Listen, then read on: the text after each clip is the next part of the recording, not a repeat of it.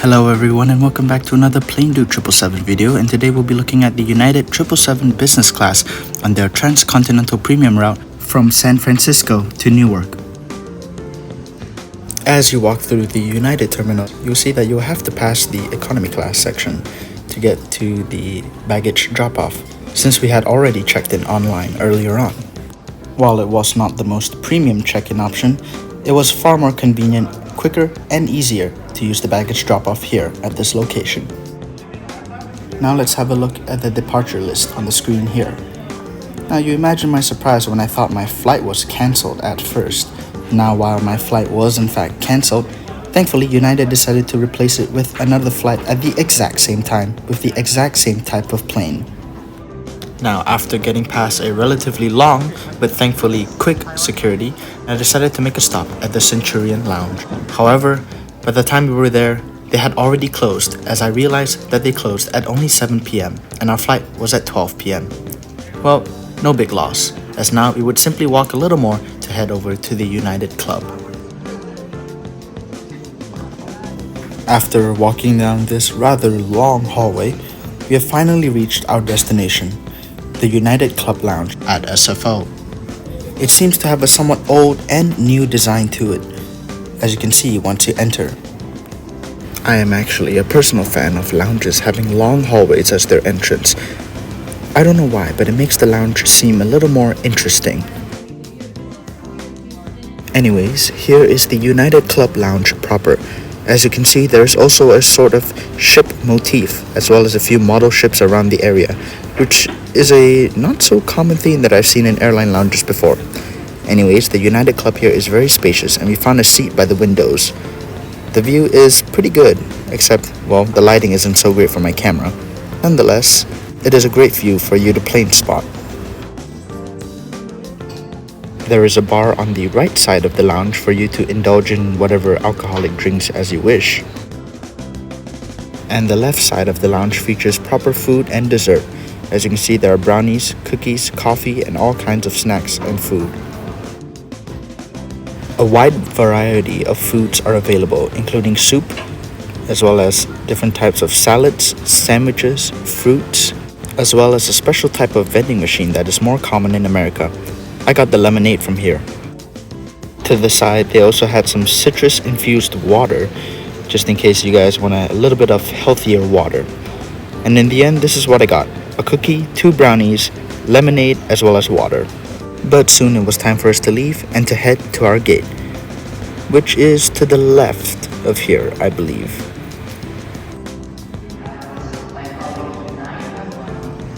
After taking a few travelator trips, we finally reach our gate at F15, and as you can see here, what a crowd. What a crowd.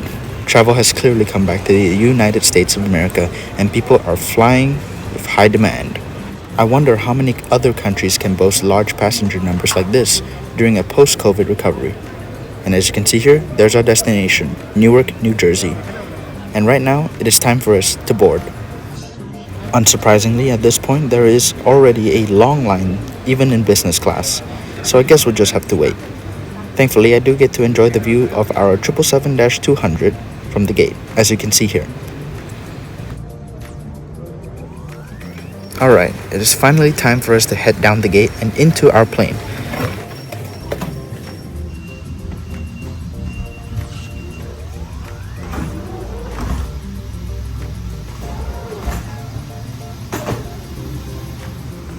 And here it is, the new United Polaris business class on the Transcontinental 777-200.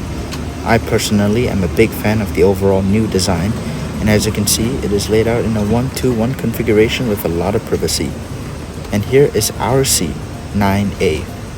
On the seat, United has provided a sleep kit, a memory foam pillow, as well as a Saks Fifth Avenue blanket. To the right of the seat was some water, a lamp, and a compartment where you can find your headphones, just like this. And you can store some stuff inside as well, such as a wallet and phones. And here are the headphones themselves. They were comfortable and of decent quality, but nothing too outstanding. Further to the right of the seat is a reading lamp which toggles on like this. The button there is to adjust the intensity of the lamp itself, as you can see through this demonstration. When you look down, there is the storage for the reading materials. However, it is not wide enough to store your iPad or tablet in. Here is what the front of the seat looks like. As you can see, the leg space is spacious enough to move your legs around. Here is the table itself, which you can toggle by pushing the bottom of the table and then unfolding it like this. The table is very wide and very sturdy, which you can use for dining or for work. And oops, seems there are a few crumbs left behind, so let's just store it back like this. And right above that table is a small storage space for whatever you want, I guess. Here is the in-flight entertainment screen. As you can see, it is relatively wide and it is touchscreen, and it is quite HD and responsive enough for my uses. Here's how you use it, as shown here. There is a pretty wide selection of movies, and I'm sure that even on longer international flights, including 13 hours plus, there is enough content here to keep you entertained for the duration of that flight, although it is not as needed here on this Transcontinental flight.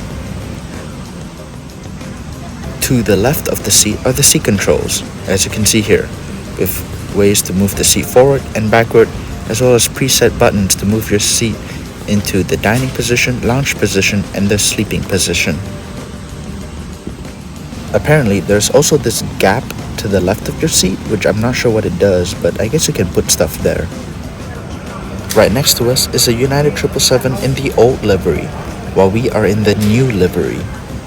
Here is a portion of what the safety video looks like, and while I'm not a big fan of golf, it is pretty creative and entertaining. In any case, soon enough the lights were dimmed and we were ready to head off for takeoff.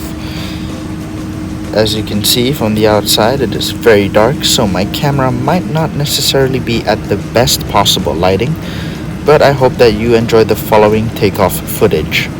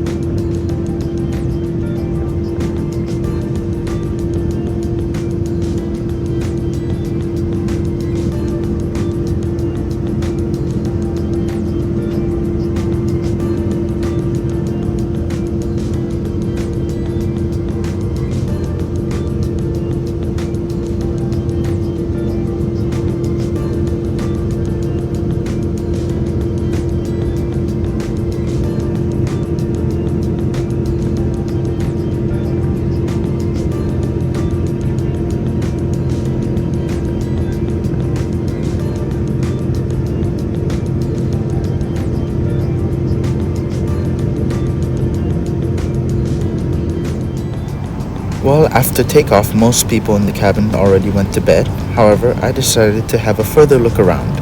Here's the safety card on our 777-200, a type that is not very common nowadays.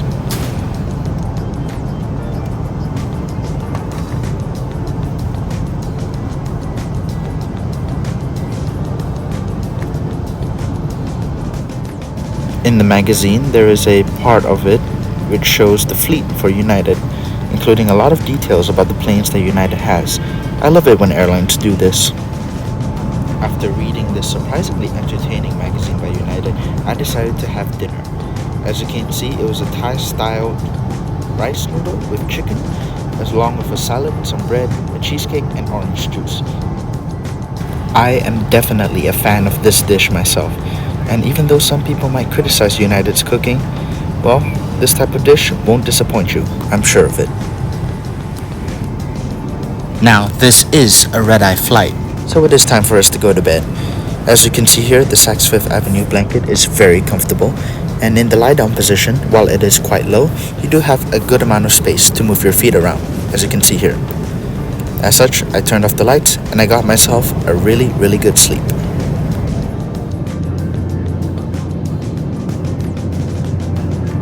After sleeping for around perhaps 3/5 of the flight, which is pretty good by my standards, I decided to get up and use the restroom.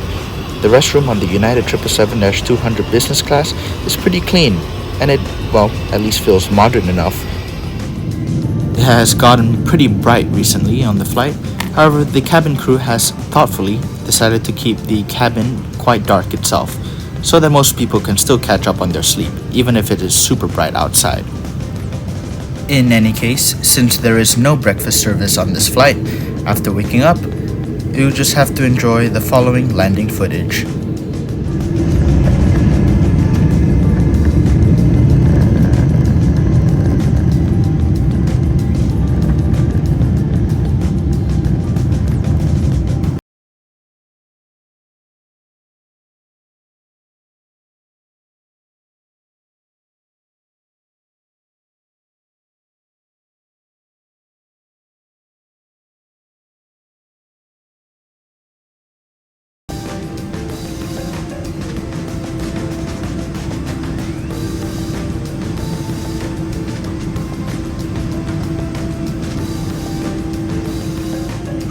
Overall, I would say that I had a positive experience with the United Transcontinental business class on the 777-200.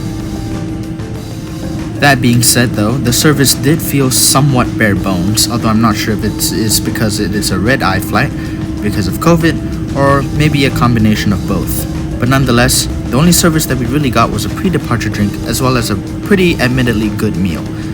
Still, if there was a little more service, I feel that this flight could have scored much higher. In any case, here we are finally taxiing at our gate in Newark.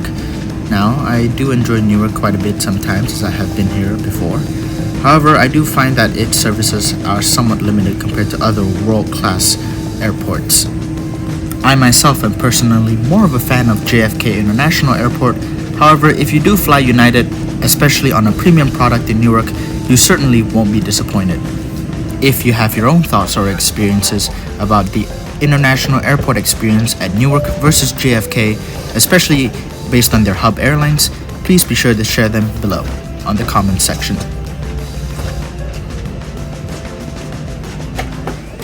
Well, it's finally time to say goodbye to this seat. Overall, as I've said before, it is a great product and I would certainly recommend sitting closer to the window.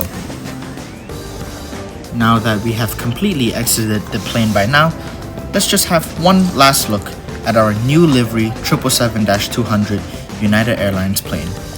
Truly a magnificent plane on its own, even despite its older age. Overall, I would give United Airlines an 8.5 out of 10 on this route. It is a solid product that I would recommend to everyone, although there is a little bit of service lacking. That being said, this is Plane Dude 777 and I want to thank you all for watching my channel. I will be signing out here and I will see you on the next flight.